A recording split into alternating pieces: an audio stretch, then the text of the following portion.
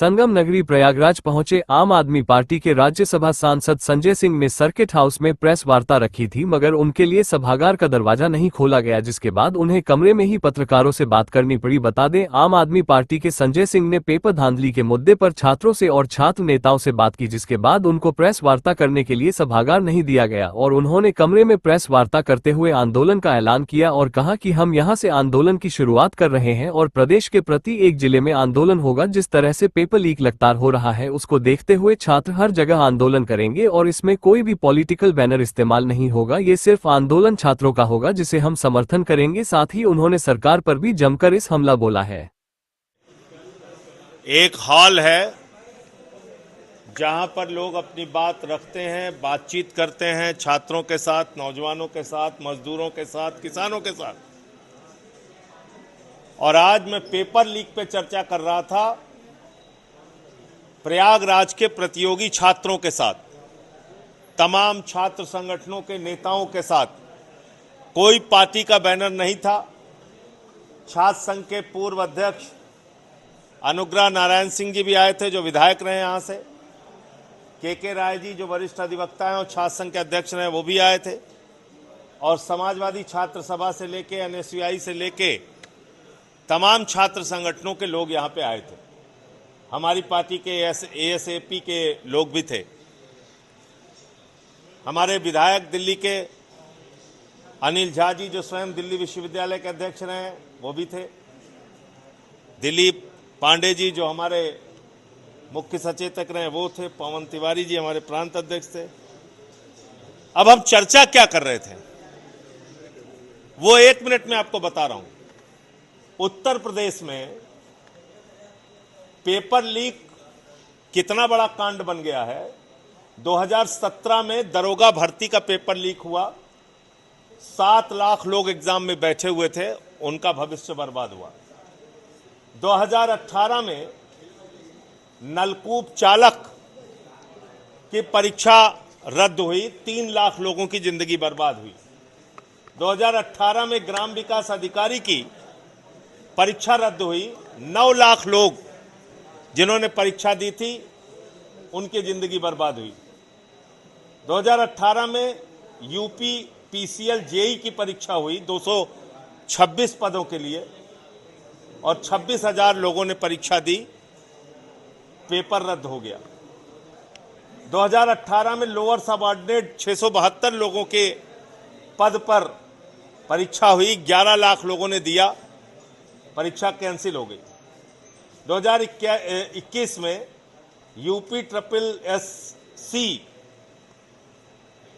पेट की परीक्षा हुई, 21 लाख लोगों का उसमें उन्होंने हिस्सा लिया, पेपर लीक की वजह से परीक्षा रद्द हो गई। यूपी टेट की परीक्षा 2021 में हुई, 20 लाख लोगों ने परीक्षा दी, परीक्षा कैंसिल हो गई। 2022 में यूपी बोर्ड की 12वीं की परीक्षा का पेपर लीक हो गया। 2022 में लेखपाल की परीक्षा का पेपर लीक हो गया, जिसमें 2.5 लाख लोगों ने परीक्षा दी थी। 2024 में यूपी कांस्टेबल की 60,000 पदों के लिए 48 लाख लोगों ने परीक्षा दी, पेपर लीक हो गया, परीक्षा कैंसिल हो गई। आरओ 411 पदों के लिए 10 लाख लोगों ने परीक्षा दी, परीक्षा का पेपर लीक हो गया, परीक्षा रद्द हो गई। 2025 में यूपी बोर्ड के हाई स्कूल की परीक्षा का पेपर लीक हो गया।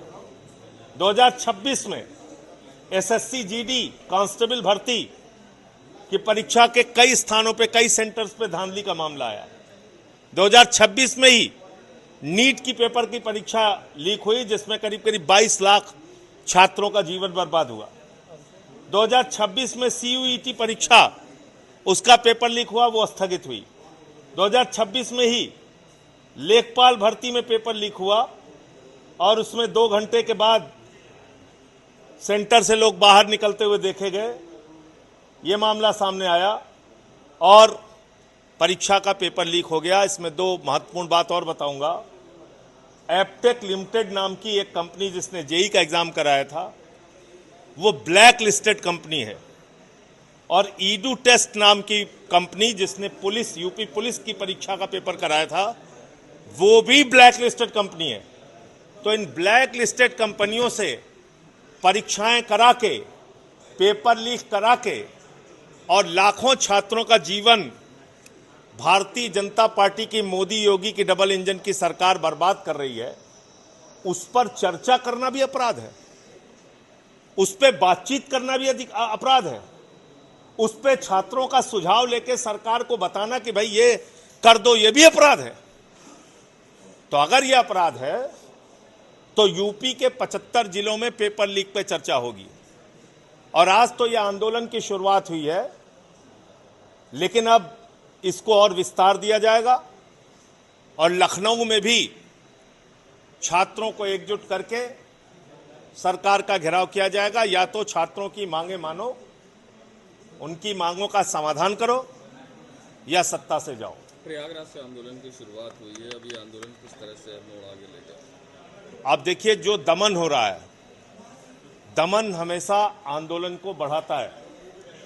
अगर बंद कमरे में एक सांसद, विधायक, छात्र संघ के पूर्व अध्यक्षों को बातचीत करने की इजाजत नहीं दी जा रही है, तो आप कल्पना कर सकते हैं कि डबल इंजन की सरकार में तानाशाही कितने चरम पर है।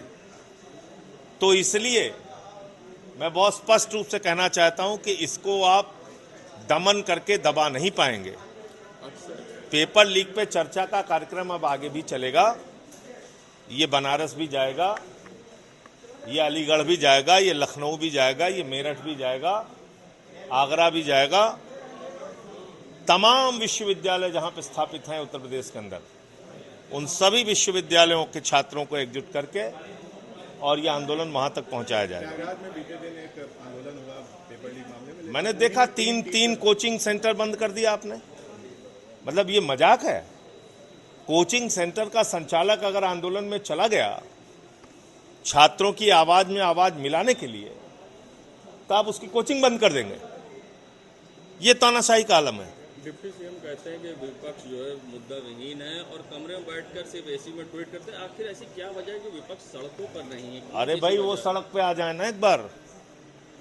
डिप्टी सीएम को कहिए सड़क पे आ जाएं, छात्रों के बीच में बैठे, उनकी बातचीत सुने, उनकी अकल ठिकाने पे आ जाएगी अपने आप। को 2 कौड़ी का टीचर भी बता दिया गया। मैं वही कह रहा हूं, 2 कौड़ी का, 4 कौड़ी का जो भी टीचर बता रहे हैं, ये जरा छात्रों के बीच में आ जाए ना। वो तो एसी कमरे में नहीं बैठ रहे हैं, वो तो कैंडल मार्च निकाल रहे हैं, वो तो गर्मी में पसीना बहा रहे हैं। डिप्टी सीएम को कहिए छात्रों के बीच में आ जाएं। क्या लगता है क्यों प्रशासन या सरकार लगातार क्योंकि इनके लोग ही शामिल हैं इसमें, क्योंकि इनके लोग ही पेपर लीक में शामिल हैं।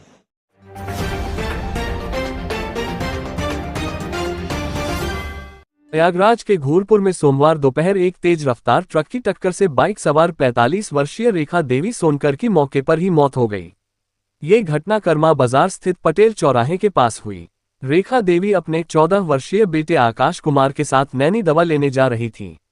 उनका बेटा इस हादसे में बाल बाल बच गया। हादसे के बाद ट्रक चालक मौके से भागने की कोशिश कर रहा था, लेकिन ग्रामीणों ने उसे पकड़कर पुलिस के हवाले कर दिया। महिला की मौत से आक्रोशित परिजनों और ग्रामीणों ने सड़क जाम कर दी। वे चालक की तत्काल गिरफ्तारी और मुआवजे की मांग कर रहे थे। मौके पर पहुंचे कर्मा चौकी प्रभारी और परिजनों के बीच विवाद हो गया। परिजनों ने चौकी प्रभारी पर अभद्रता और मारपीट का आरोप लगाया, जिससे गुस्सा और बढ़ गया। स्थिति बिगड़ने पर एसीपी कौंधियारा, बारा और करछना समेत कई थानों की पुलिस फोर्स मौके पर पहुंची। परिजन वरिष्ठ अधिकारियों को बुलाने की मांग पर अड़े रहे।